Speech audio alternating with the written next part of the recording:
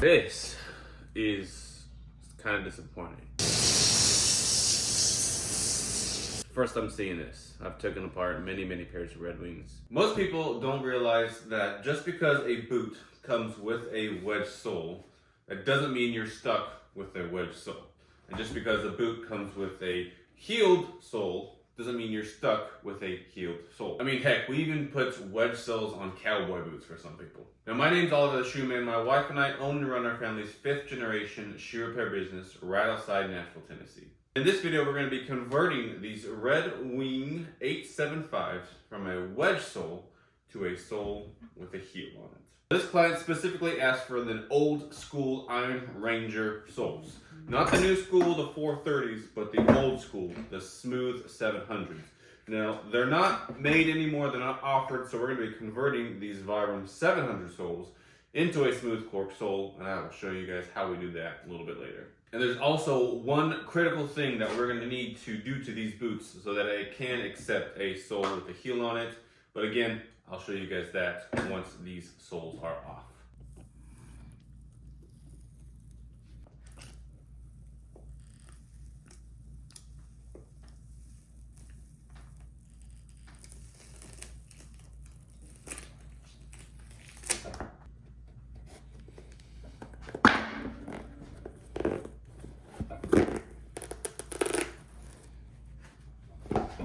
This is kind of disappointing.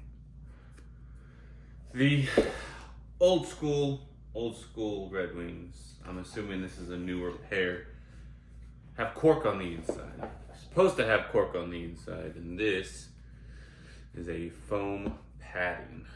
Now, first I'm seeing this. I've taken apart many pairs of Red Wings. This is surprising that they have a foam padding instead of cork like they should. But don't worry, we will put cork back in like it should. Before we could put any cork, we have to take out all of this old stitching. This is what used to hold the midsole onto the boot. It's not the most fun part of the job, but it is necessary because we got to stitch the soles on, and we can't obviously have this old stitch on the welt with the new stitch on top of it. Just doesn't work out. Thankfully, these come out quite easily most of the time. Sometimes they can be a little bit of a pain. Just depends on, I don't know, if the boot likes you or not. It's weird. So this is what they look like after we have them taken completely apart. This is the midsole, that foam padding. This is the wedge sole. It's fairly simple. Now, before we can go put the cork in and go ahead and put our soles on, there was a critical component that I was telling you about called a shank. Now, these boots from the factory don't come with a shank, because what the shank does is supports your foot right in this area. That supports your foot on a heeled boot like that. So your foot starts touching the ground right there, and then right here, and here is where it sits underneath, right? Supports your foot. With wedge soles, because it's flat all the way across, your foot is already supported. There's no gap there that the shank needs to support. So now that we are converting them away from this wedge sole to a sole with the heel, we are gonna have to put a shank. This is a 3-ribbed shank. It's very similar, actually almost identical to what Red Wing uses on their Iron Rangers. So we're gonna put this in here. We're gonna put a fresh sheet of cork on there, and then we'll be ready for the next step after that.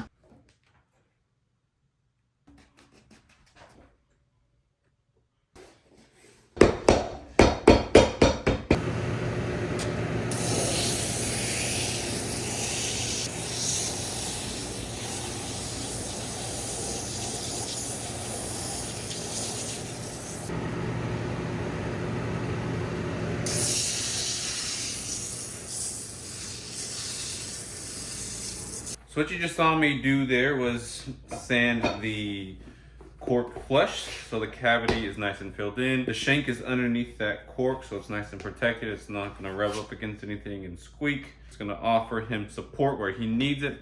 Another thing we can do to add support to the boot is add a midsole. It's a leather midsole. That's a layer that goes in between the boot and the sole itself. We have two options here. We have a 7 to 8 ounce, which are thin, and a 10 to 11 ounce, which is our thick. The thick is about 1/4 of an inch. The thin is a little over half the thickness of this. I don't know if that makes sense or not. I'll show you guys the difference. This is the thick, this is the thin. That's another option. It gives more support to the boot. It does give kind of a chunkier look to the boot, right? So instead of just having this guy like this, you're now gonna add another layer to it. All right, so you're just gonna have a little bit of a chunkier sole, but it's gonna give you more support, and in my opinion, makes it more comfortable for you. Now, this customer specifically said, let's go old school Iron Ranger, which doesn't come with a midsole, so that's what we're gonna be doing. No midsoles for these boots. And now, what you also saw me do was take a Vibram 700, which this is a browned cork sole. Very similar to those original Iron Ranger soles, the smooth cork soles. But what we're after is not this V-bar, we're after this side, which is basically a smooth cork sole. So you saw me sanding the tread off of it because we're after this side. We're gonna glue it on just like this. And so I sanded the tread down so I get a nice bond between the sole and the boot. We wipe the sole down before we put glue on it, the rubber sole, to get any oils or dirt or anything off of that. We don't have to really do that with the cork or the leather welts because it's just gonna absorb into it. So we just kind of dust it off, get a nice coat of glue on there. But cleaning the rubber off first will ensure a nice, secure bond between the two surfaces. All right, moment of truth. There's really nothing to center, although I'm gonna try to get that yellow Vibram logo centered on the inside because I don't want it showing from this side. After this, I want to introduce you guys to someone. It's a new team member of Outsole Shoe Repair. And I can't wait to show you guys and introduce you to her. Now, if you've been watching my videos for quite some time, you will recognize this machine. This is my Landis L outsole stitcher. This helps us sew the soles to the welt from the outside of the boot.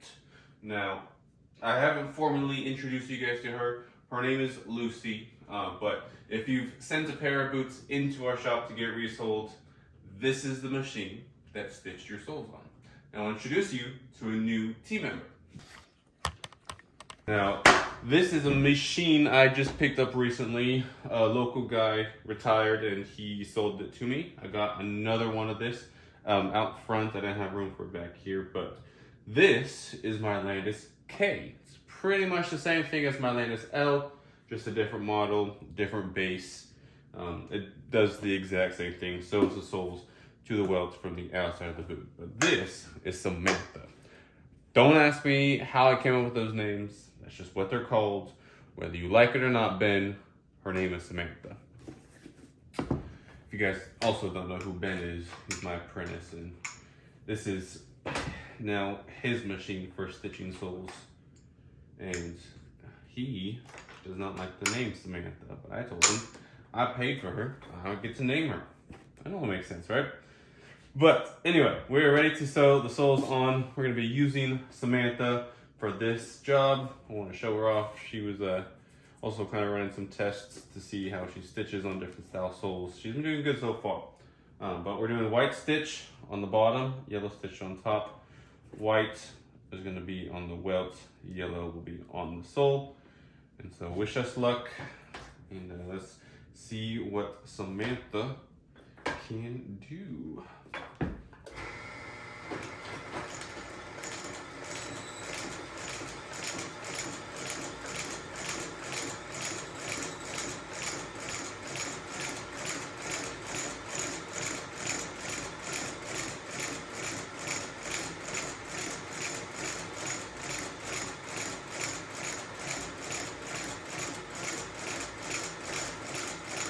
She is a lot slower than Lucy. I just have to tighten up one of the belts, and that'll give her some speed. I'm going full force on the pedal right now.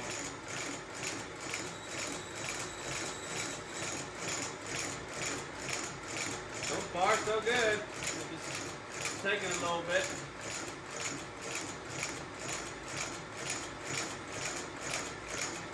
Almost around. Come on, girl, you got this.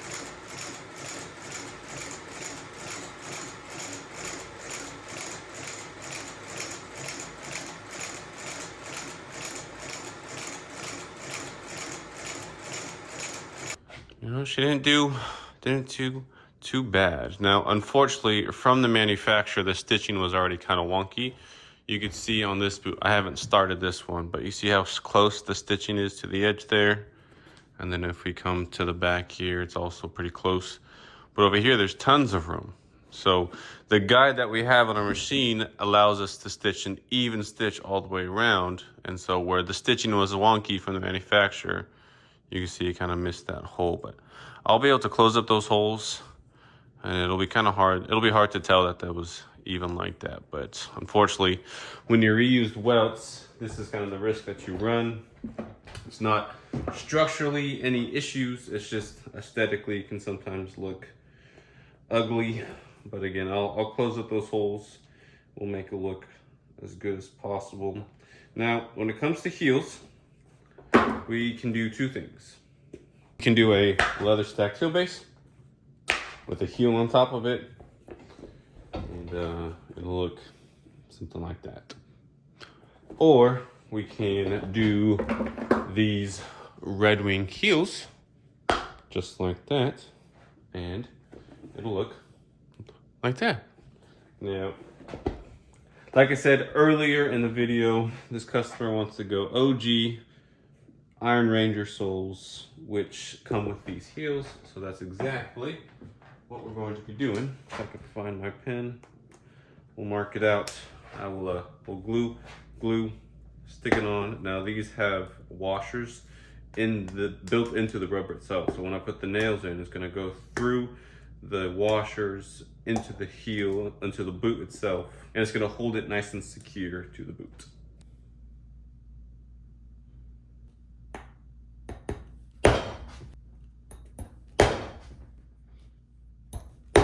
Alrighty, just like that, these boots are done. Well, halfway done. For the sake of the video, I want to show you guys the before and after, so I'll be doing this one off camera. But gives you guys a good idea, compare, contrast wedge soles versus a heeled sole, the Iron Ranger OG sole. Beautiful both ways in my opinion, but it honestly, it's personal preference. This one, this client specifically asked for this because he wanted it for function. He likes that heel. The wedge sole wasn't working for what he wanted to use the boots for, which is why he converted it from the wedge to the heel. I think they turned out absolutely beautiful. They're gonna work exactly like he wants them. I was able to kind of close up those holes at the front, make it look a little bit better. I'll get you a close-up shot of that. But it is kind of unfortunate that when you reuse welts, you can't really guarantee that we're gonna hit the original holes because, as you saw, we stitch them upside down. And if the stitching comes wonky from the factory, it's really hard to imitate that or duplicate that wonky stitching without being able to see what the heck you're doing. That being said, thank you guys so much for watching. If you don't have a local cobbler and you want to get this done, feel free to mail them in to me. My shop, like I said earlier in the video, is right outside Nashville, Tennessee in Smyrna. All my contact information will be down below. Feel free to give me a call or a text. I'll be happy to help get you a free quote and go from there. If you like this video and you want to see more boot content just like this, hit that like button, subscribe, and leave me a comment of what content you guys would like to see, questions you may have that I might be able to make a video around, or specific boots you also want to see. Just give me some ideas. I'd be happy to see if I can make some of that come to fruition. Till next time, guys, God bless you.